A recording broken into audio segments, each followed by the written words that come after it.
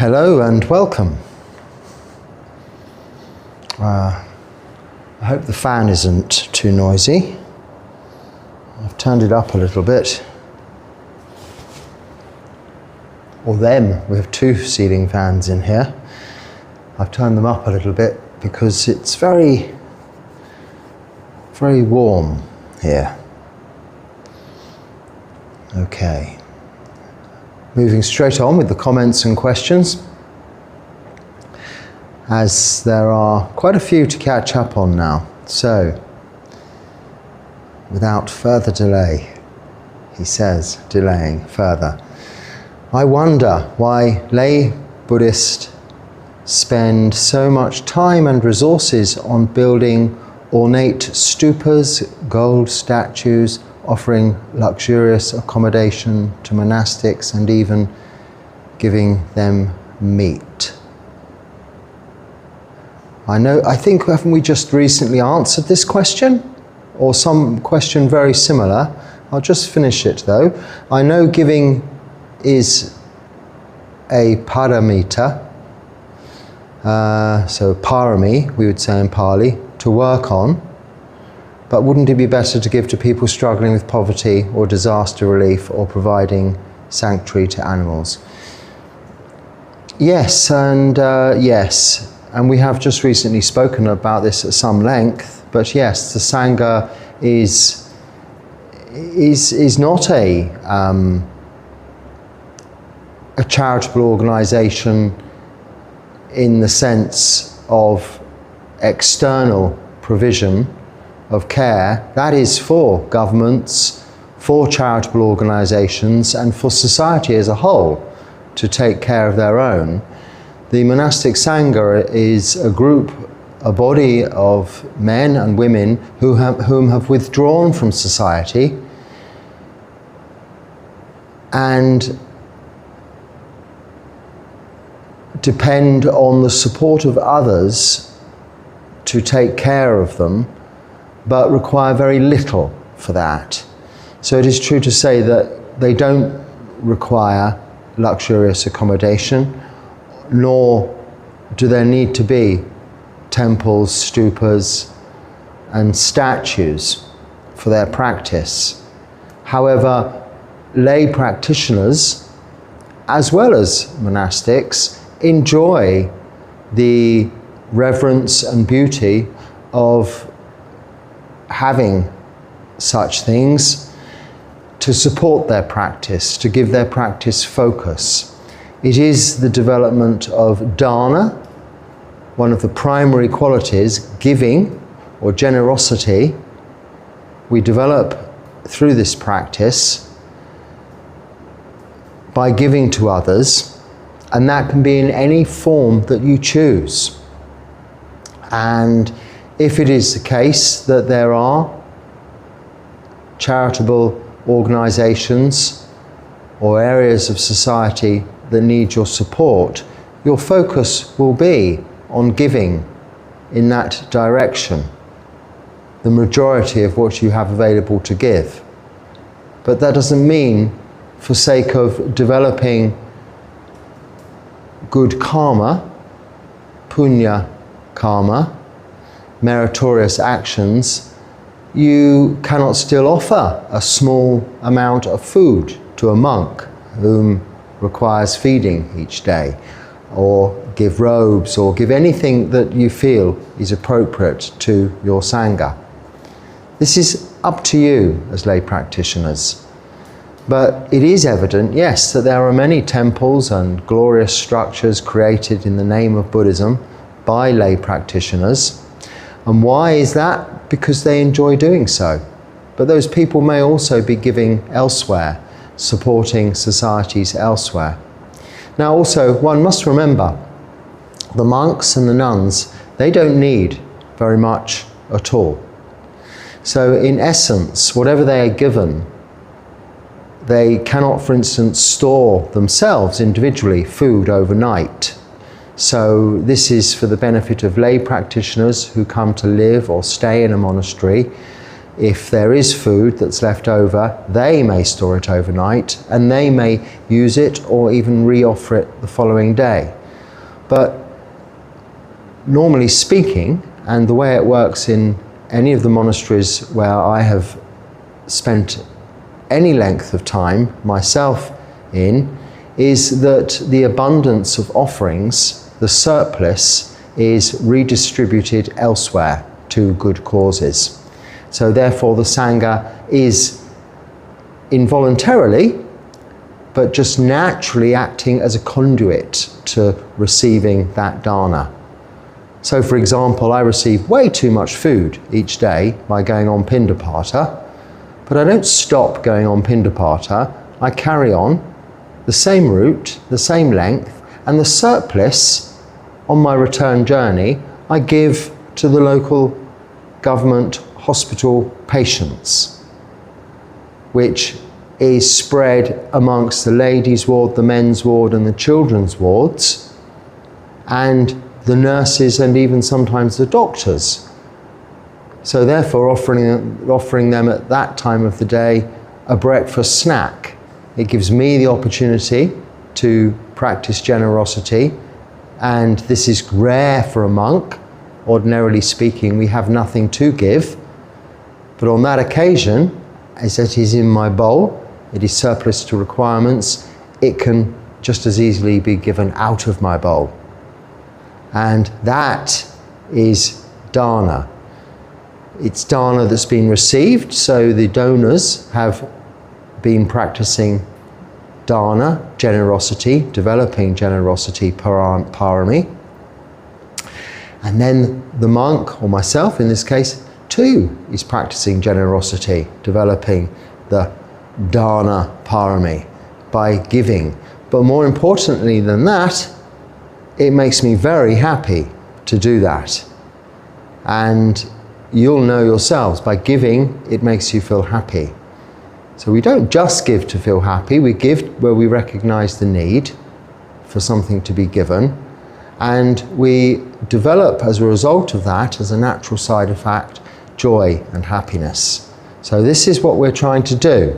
And as well as developing the paramis, the reason we're developing these 10 paramis of generosity, truthfulness, concentration, energy, renunciation, determination, I can't remember them all off the top of my head in the right order or whatever, but all of these wonderful qualities we develop through this practice of the fourth noble truth, the noble eightfold path, keeping sila, the precepts, practicing samadhi, meditation, developing panya, wisdom, is to develop these qualities naturally within us of metta, loving kindness, karuna, compassion, mudita, joy for others.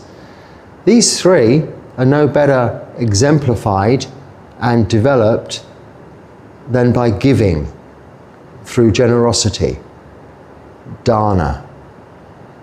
And from this also comes about the fourth of those Brahma Viharas, upekkha, equanimity. Because you're taking, by giving, by developing generosity, the emphasis of self, the opposite of selfishness. You're eradicating, so you're developing that understanding of anatta, no self, through your bodily actions and mental intentions and through speech.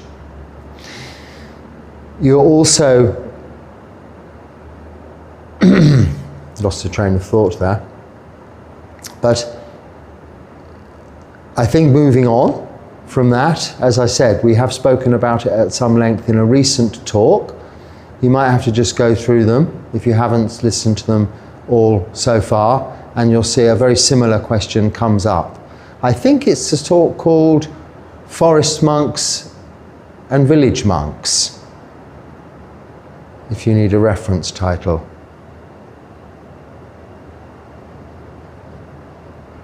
So, you mentioned about providing sanctuary to animals. Well, here we provide sanctuary to many animals and feed lots of animals.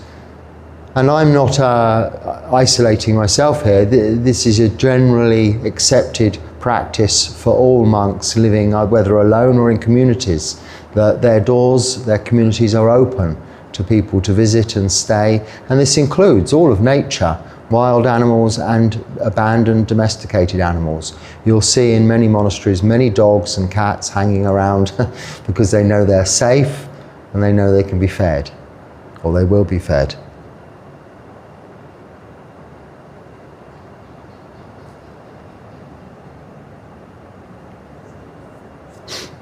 Okay. So I was just checking the rest of the question in case I hadn't missed something. Oh, right, okay. So, I have two questions for you, Bhante.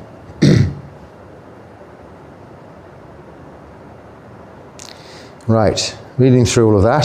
So my question is, it says,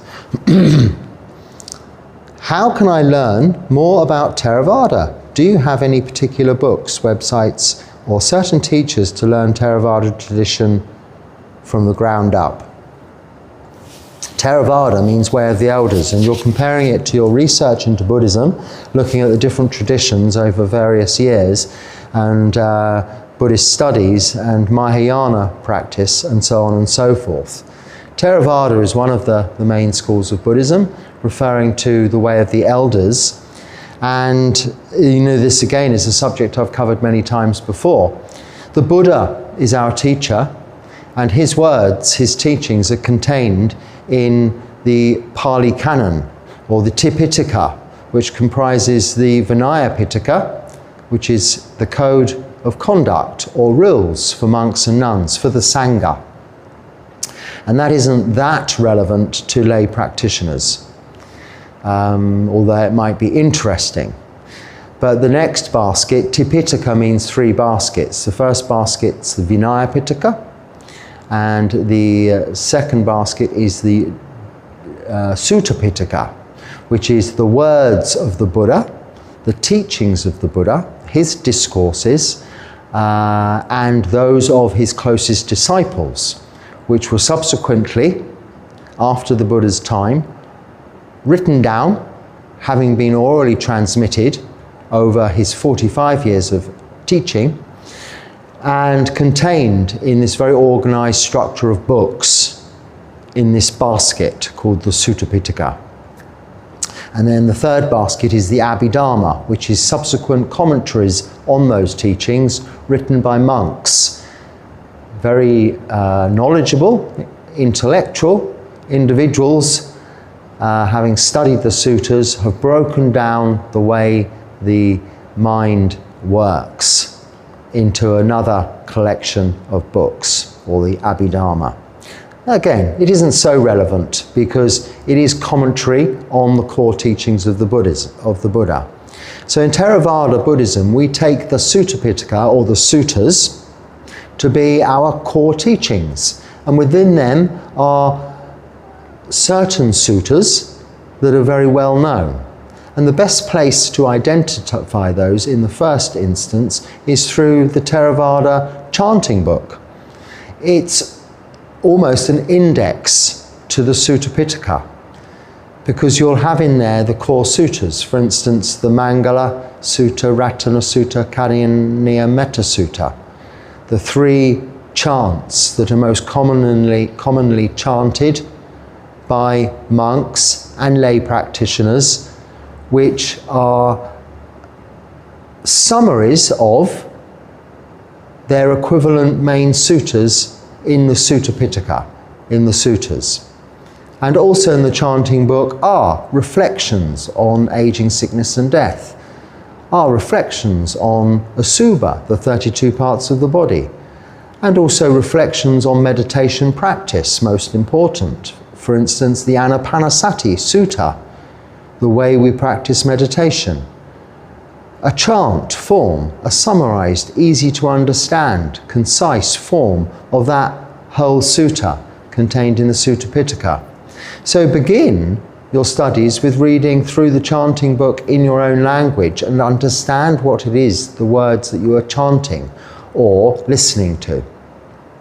And see how they point you to the suttas, and nowadays it's very easy to pick up individual suttas by searching their name, as in the chanting book, using that as your index, on Google, for instance, and various options for reading the full sutta will come up. The books themselves are rather a large compendium, so one would not be able to carry them around, for instance, like a small handbook. But a good summary of the words of the Buddha is a book called The Word of the Buddha by Bhante Nyanatiloka Bhikkhu, who was a German monk whom lived here in Sri Lanka, and during his time here wrote not only that book but many other books from his studies of the suttas, designed for lay practitioners to comprehend or understand and have a comprehensive summary of those teachings. So that is just one book of many, for example, that are available, which are commentaries, we call them, but in that particular case, a very good example of the Buddha's words, hence its name, the Word of the Buddha, put into plain, simple, originally it would have been German, but it's been translated into English for Western practitioners. It talks about our lifestyle as monastics and as lay practitioners. It talks about the suttas, and it even dips into the Abhidharma. So that is the Word of the Buddha by Bhante Nyanatiloka, translated into English by Bhante Nyanamoli, and they both stayed here in Sri Lanka, lived most of their time at a monastery nearby to where I'm living here, and where I visit and stay also sometimes.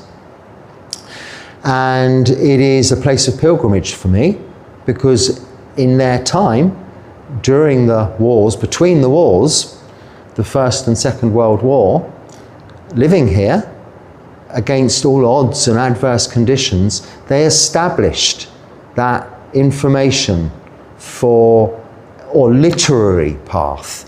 There was Buddhism already in the West, brought to us by other traveling Westerners who ordained and became monks in the East and returned to the West, but they brought it back in literary form, but not in an intellectual study, a complicated commentary, but in a very nice, precise and easy to understand form via what they established, which is here to this day, BPS, the Buddhist Publication Society, which most Buddhist practitioners will no doubt have heard of.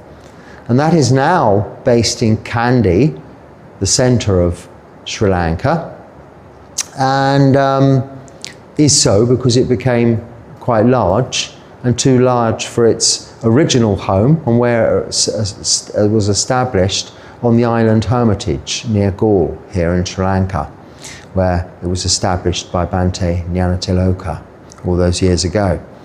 And there are many books of that nature you can read. As far as teachers are concerned, this is much to do with your own preference and likings. This is a thing. We don't ignore preference and liking when it comes to aiding our practice. I know in Buddhism we say, oh, well, you shouldn't have, oh, I like this and I don't like that, and only go for what you like. When it comes to aiding your practice and learning, it won't be helped if you don't have an affinity, a relationship with your teacher. You need to have a relationship with the person teaching you, even if it's just listening to the Dharma, for you to be able to absorb it well. Like eating food. If it tastes horrible, you'll have difficulty not only eating it, but digesting it. So we eat food that tastes okay, or nice even, because that aids digestion. Firstly, a food that smells nice makes our mouth water, beginning the process of eating and subsequently digesting that food.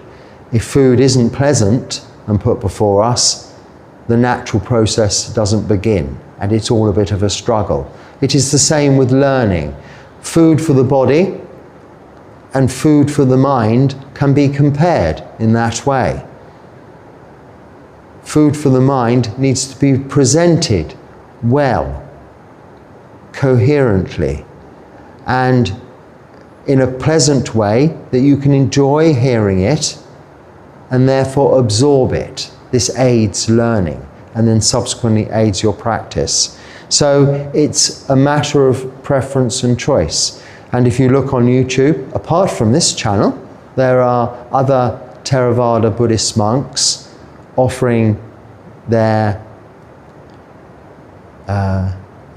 teachings either in a very relaxed way, much like this, through questions and answers and discussion openly, and also through very formal, what we call Dharma talks, or Ovadas, or Dharma discourses, or Desanas. And they are more structured in ordinarily a way that they're presented much like the Buddha would have given his Desanas as are recorded in the suttas. And some of those talks are even literally the suttas. So here in Sri Lanka, the monks are very learned, they're very study orientated, and most often have committed to memory, so can recite the suttas in Pali and their own language. And their way of offering Dharma is that, by literally reciting the suttas, and then in their own language, and maybe explaining with their own commentary a little about them. But it is less in the West that that is the case. We're more moving away from that lecture approach to a way of just discussing the Dharma in a more relaxed form that is easy for us to absorb. And of course, in your own language. A teacher should be speaking a language that is natural for you. If you're listening to something in a different language or reading it with subtitles, there's a little interference in between. There can be mistranslation on your part or on others, but there's also an unnecessary barrier these days. There are plenty of teachers around the world now for you to find, if you're English, an English Dharma teacher. If you're French, there may be French, Italian, I'm not so sure. German, certainly there are many. Certain countries have a more prominence of Dharma teachers. But then also, English is commonly spoken and understood around the world. So there are many Dharma talks in English from monks of all nations, countries. So that's how you learn more about Theravada. From the ground up, the Four Noble Truths and the Noble Eightfold Path. That is in the Dhammacakka Sutta. Read that first. If you want the shortened verse, find it in the chanting book. If I haven't already sent you the chanting book, please drop me an email and I'll send you the link. Something I was wondering about is there are forest monks, but is there such a thing as forest nuns? Are there female monastics who live and practice in the forest, either alone or with a community or fellow nuns? Yes, there are. We call those bhikkhunis. A male monk is bhikkhu, female bhikkhuni. And I'm not sure if I remember where you are. I've got a feeling you might be in England. So if you look up Anukampa, ANUKAMPA, might be double M, I'm not sure, .org or something like that, just Anukampa will do, various things will come up. If you look on YouTube firstly, you'll find Ajahn Chanda, yes, Ajahn Chanda's website, not website, what do you call it on YouTube, channel there for her Anukampa project. I think that's what you might need to Google, Anukampa project. Now she's actually alone at the moment but has just ordained a Samaneri, so a female novice monk, and hopes to ordain many more bhikkhunis in the future. So look her up, give her your support, and you can visit, you can stay there at her newly established monastery in Oxfordshire, Oxford, England. There's one example, but in Sri Lanka there are bhikkhuni monasteries, in Thailand there are bhikkhuni monasteries. In the Theravada tradition, I don't know of others in other countries specifically, other than the one that I have mentioned, because it's just familiar to me, because it's from my own country, and Ajahn Chanda is familiar to me because she was ordained via or introduced to bhikkhuni ordination via Ajahn Brahm of the Western Society, Buddhist Society of Australia, who's also an English monk. So that's why I know. Oh, that's the 2 questions, so thank you. I hope you, and that usually one monastery can lead you to many other options and opportunities. So start with one and see where you go from there. One link leads to another. How can I be as happy as you are all of the time, even when I am completely on my own, alone with any companion or friend? Is it even possible for me to attain such blissful state of mind? Please answer, sir. Well, I won't necessarily say I'm always happy all of the time, although I am most of the time. When I came in here this morning, in the night, the cats that wander in and out of my kuti brought some of their victims in, or a victim, sadly.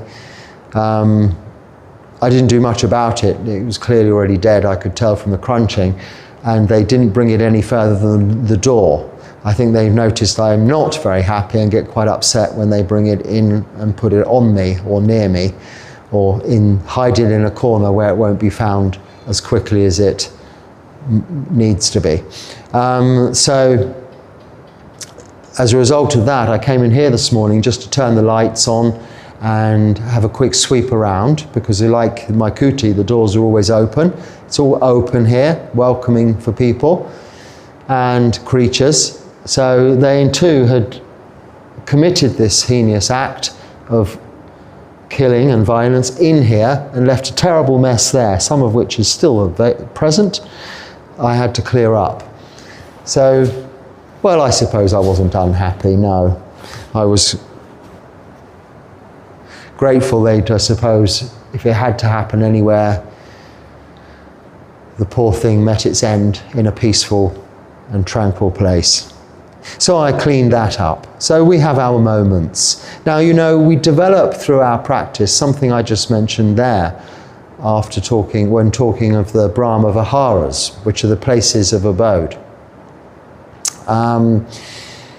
I just remind you, they are metta, loving kindness, karuna, compassion, mudita, joy, specifically joy for others, joying in others' happiness, and upekkha, equanimity. We develop through our practice of keeping precepts, meditation, and developing wholesome mind states, reducing unwholesome mind states. In other words, just keeping the 5 precepts and practicing meditation, we develop these qualities of loving kindness, metta. I know it's considered a meditation practice, especially in the West, but also here and in Thailand, for some traditions, to just verbalize it by rote and call it a meditation practice. But it isn't that. It's a quality we develop and have embodied within us. Metta, loving kindness.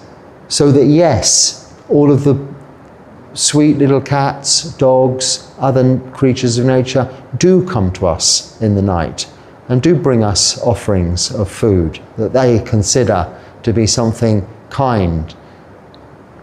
When they drop a dead rat on me in the night, they're offering me something that they've gone out and caught for themselves to feed themselves and their family, and they're giving a little bit to me because they know that I've developed the quality of metta, loving kindness. It isn't something I want to encourage, but it is just only their way of showing generosity. through metta and loving kindness. And we develop compassion for those creatures, the creature they've killed, and the compassion for their ignorance. We don't punish them for killing. It's only within their nature, their misfortune of being reborn into the cat realm or the animal realm. One is speaking up for itself here somewhere. I can hear it, but not see it. Oh, it's right up on the top of the roof and probably stuck. Yeah, that's very high. We're going to have, this is Squeaky Pops. He's going to join us for the rest of this talk. But we have compassion for Squeaky Pops. In his ignorance, he's going to go hunting. And likewise with our own enemies as humans in the human realm, whom harm us, we still can have metta and loving kindness for them as a result of compassion for their, ignorance, having not been exposed to the Dharma, and for people that are not keeping the precepts of refraining from killing, stealing, sexual misconduct, lying, and taking intoxicants. We don't blame them, we don't hate them, we still love them as a result of having compassion for their ignorance. And by our own very example, don't react through aggression towards that offence, or we don't punish harshly someone who has done wrong. We see their actions with that compassionate view, karuna, and are able to offer loving kindness still to them, metta. And through that quality, it is reflected in them. Through, by way of your example, you demonstrate to them, and you're not reacting aggressively back or punishing harshly. You demonstrate upekkha, that quality of equanimity. It is that quality of equanimity, upekkha, one of the 7 factors of enlightenment, that means we are always happy. But yes, it's one of the 7 factors of enlightenment. It takes some time on the path to develop. So how can you be happy? You begin with keeping the precepts, all 5 of them. All of the time. And to assist with that, once a month or twice a month or once a week, maybe extend that to keeping 8 precepts. So not eating in the afternoon, not watching entertainment, wearing makeup, jewellery, posh clothes, and not lazing around on soft furnishings, sitting on the floor, getting back to basics. Those extra 3 precepts, once a month, twice a month, or once a week, are not moral precepts, but they help you support the 5 precepts, keeping the 5 precepts, and help you from sila, keeping precepts, move you on to the next part of the Noble Eightfold Path, samadhi, meditation, practicing, developing concentration. And this is a time for yourself, to give yourself time to just relax and enjoy peaceful, tranquil, calm states of mind. You'll only be able to do that if you're keeping the precepts. Not 8 necessarily, the 5 is sufficient. The 8 is just to be supportive at least once a month, twice a month, or once a week, to a day, 24 hours, dedicated to just practice. So on a day when you're not working. In Asian countries, it's the Uposatha day, the full moon or the new moon. A time when you can just sit and enjoy meditation without the worries of cooking in the evening and the afternoon, without the distraction of entertainment, without the need to get all dressed up for the day. Stay in your pajamas, relax, bathe, be clean, but just sit and chill, relax, do nothing. Don't read a book, don't listen to Dharma talks necessarily even, although it may be of assistance as well to do that. Even guided meditation, but not ones with ringing bells and chiming music and binaural beats. Just the voice of another, a teacher you like to hear speaking, talking about Dharma, with no other background sounds than those that are natural to the environment in which they're speaking. Refraining from entertainment, music and distraction, in order that we can just focus inwardly, rather than what's going on around us, inwardly on these bodily feelings, and begin to see clearly. That is vipassana. That's what it means, seeing clearly. The way these bodies really are treating us, how we're experiencing through these physical bodies, this existence, and its characteristics of anicca, dukkha, anatta, impermanence, suffering, and not self. Now this all comes about through this practice. So the initial practice is that, keeping precepts and practicing meditation. And through this you'll develop these Brahma Viharas, qualities of metta, loving kindness, karuna, compassion, mudita, joy for others, and upekkha, equanimity. Then you can be nothing other than happy, whatever happens. A mangled rat dropped on your face in the middle of the night when you were asleep doesn't provoke much more than a, oh no, not again, and then a smile, oh, I better clear it up.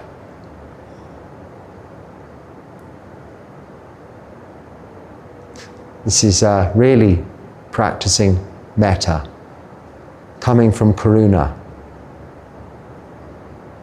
That's how we develop metta, karuna, mudita, upekkha, all from keeping precepts and meditation.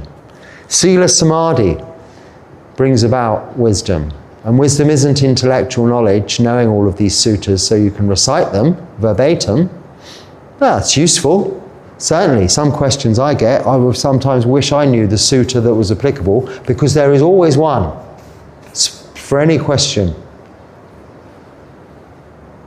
Not necessarily just Dharma-orientated questions, because all questions are Dharma. Dharma also means, as well as the teachings of the Buddha, it means everything, nature, things, Dharmas, all Dharmas.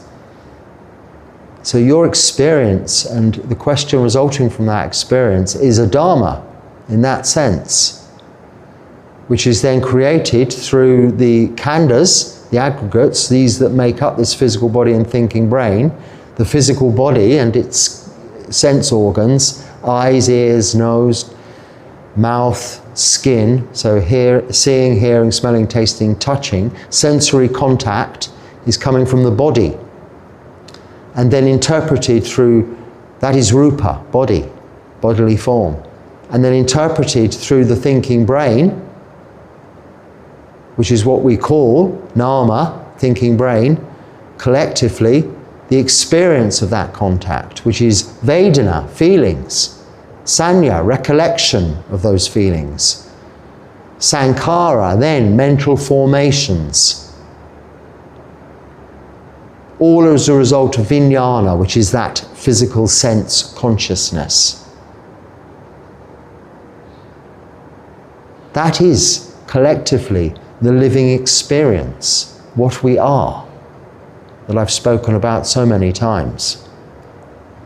And when we see everything as just that, and nothing more than that, we'll notice in meditation there is something that is aware of that, a knowing, a witness from an observational point of view of that experience, whether it be good or bad. So therefore, that we don't necessarily get really carried away and overindulge in what is good, or very upset and run away from what is bad. But more so, we have equanimity, upekkha, towards all the vicissitudes of life and all that may be affecting us from whatever direction. Internally, through bodily feelings, pain or joy, and externally through sense contact, vijnana. We react equanimously. And this is such a relief. We're neither clinging or craving or running away or having aversion. It brings a smile to our face. It makes us happy. We don't have to try to be happy. We are, naturally. Like we don't have to try to develop metta. We just keep precepts and practice meditation, and we will develop karuna, compassion, and we will have, as a result of that, metta, loving kindness for all beings. So the Buddha gives us this very simple way of understanding the reality of existence through the Four Noble Truths, and inclusive in that is the practice of the Noble Eightfold Path, leading to its understanding of the characteristics of existence, just step by step. That is how to be happy all of the time. Following those simple steps. Not, oh, well, I've heard this philosophy and I think this, and then expanding upon your own ideas and philosophies and detailed analysis and examinations of those teachings, leading just to more suffering, aggravation, confusion, ignorance, avijja. Why not just do what the Buddha says? Go and sit under a tree or in a cave, or go and visit a monastery and stay there, or find a corner in your house, somewhere where you can just sit and do nothing for a while, practice meditation. And to help with that, why don't you try watching the breath? And then we have the Anapanasati Sutta to give you detailed instructions on how to do that. But not detailed instructions on how to analyze the sutta itself, the language in which it's written, the meaning behind each and every individual word, and the way it's transcribed, translated, or even punctuated. No. The way to just do it for yourself. Go and sit in the corner and watch your body as it breathes air in and breathes air out. And see the nature and the quality of that air that you're breathing in and you're breathing out, and the way in which you're breathing it in and the way in which you're breathing it out. Inhalation, exhalation. Requires no closer examination than that, to just do it. So, just to do it. You want to understand more about the Anapanasati Sutta? Don't ask me, oh Bhante, please can you expound upon the 16 tetrads or whatever it is of the Anapanasati Sutta. Well, indeed, I probably could if I wanted to bore you all to death. Or you can go and listen to such expositions, expoundments, whatever the word is. There are many. Or better still, as the Buddha said, there's no need to go seeking here, seeking there, even traveling to the ends of the universe to find the answers. All of the answers are to be found within this fathom-length body, or bag of skin filled with horrible things, is what he said. Now that gives you a graphic, without me remembering the name of the sutta in which he said that, and analysing that sutta word for word, it's enough, isn't it? All of the answers, where are they? Oh, in this bag of skin and bones and horrible things, I don't understand. Well, just sit and think about it. You've got this body, physical body, rupa, and then from that you have feelings, vedana, and from that you have sanya, recollection, and then there's mental formation, sankhara. All of this from sense contact, vijnana, from what you see, hear, smell, taste, touch, and then what you think about as a result of that. You know, in just that bag of skin experience is the characteristics of existence, are the five khandhas, and in fact, the 12 links of dependent origination, one of the most complex discourses. And so very seldomly discussed and analysed in Dharma talks because of its complexity. But it isn't complex, is it? We see something, and rather than just seeing what we see as the eyes having contact and seeing, and us recollecting that experience of sense consciousness and feeling, and our mental formations as a result of that, through ignorance, we build further sankharas, mental formations, through judgment, through liking, through disliking, through wanting more of something, through wanting less of a situation, through craving, through aversion. We cloud and create avijja, ignorance, which isn't a lack of intellectual knowledge, it's a lack of understanding.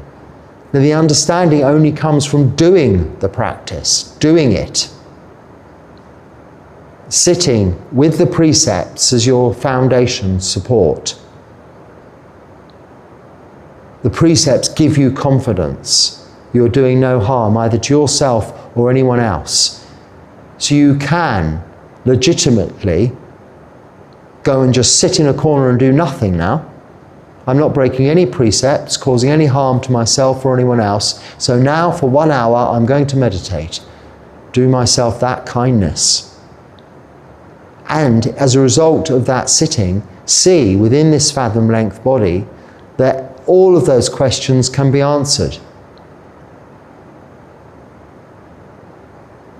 Now, each and every sutta is teaching the truths or the fact that there is suffering and there is an end of suffering. This is what the Buddha taught. Suffering and the end of suffering. But in different forms and with different analogies, different stories, different examples, ways of explaining this way of practice. But those core suttas can give us the primary objectives that are enough. It is enough to just bring your conscious awareness into the body and observe the breath, to bring about enlightenment, to eradicate the fetters, the 10 fetters. Firstly, eradicate doubt in the Four Noble Truths of any kind, which shouldn't be difficult. We know there's suffering. And by identifying the cause of that suffering, we've seen that there is a cause. Now, the end of suffering might not be experienced yet, but you can certainly see that by having identified the cause of suffering, if you eradicate that cause, then there should be an end of suffering. And how do we do that? With this path leading to the end of suffering, the Noble Eightfold Path.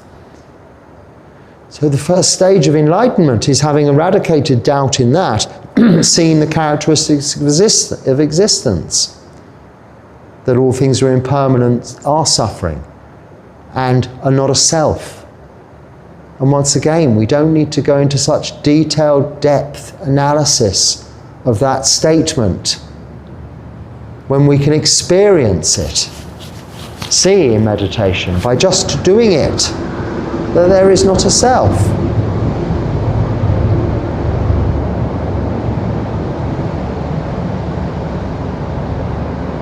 Merely this experience of these 5 khandhas, mental formations, the thinking brain, the physical body. And if through practice of meditation you becomes secluded from physical feelings, secluded from thought, deeply absorbed in samadhi. This we call the first jhana, secluded from the hindrances, the obstacles to meditation, secluded from bodily feelings, secluded from mental thought and formations. You may experience the pure mind we call citta, as opposed to the thinking brain. That which is still awakened to that experience of being secluded from the physical body and the thinking brain. Because you're not asleep, having gone to sleep and replaced that experience through another experience we call dreaming, or phenomena, imagination, or sensory phenomena, or physical phenomena, experiences, however they might be good experiences, however nice and blissful they may be. We may experience rapture and physical rapture and mental joy, we call piti and sukha. We may experience beautiful lights, we call nimitta. We may experience a feeling of wondrous emptiness and freedom. But this is all experience. But the jhana is free from all physical and mental experience. The jhana experiences are just to be witnessed. Pure awareness, knowing, that can only really be described as, or experienced rather than described. But we name, by way of convention, that knowing as citta. Or some might translate that as mind as opposed to thinking brain, or heart-mind. So some people say, oh, I feel it in my heart, or it's the heart that loves. It isn't the physical pumping organ pumping blood, is it? We're referring the heart, the centralness, an unspecified location. But it is at the heart of the matter. It is at the center of all things, or the center of yourself, firstly, as it is understood, while still not open to the fact and realizing the fact there is no self.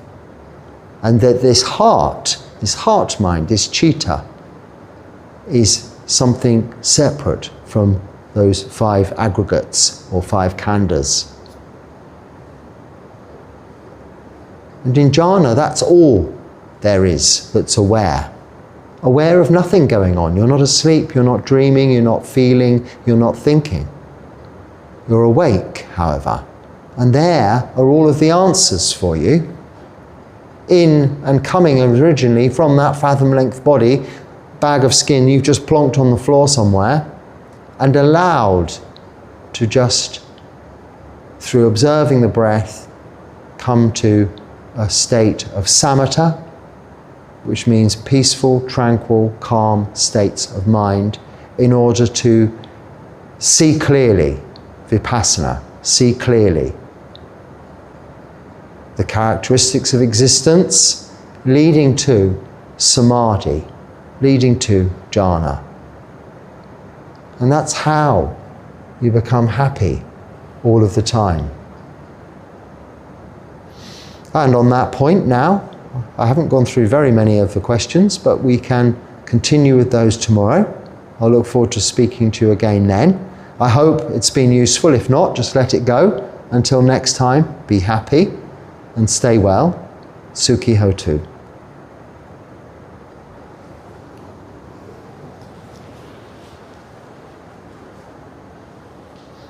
He got down, by the way.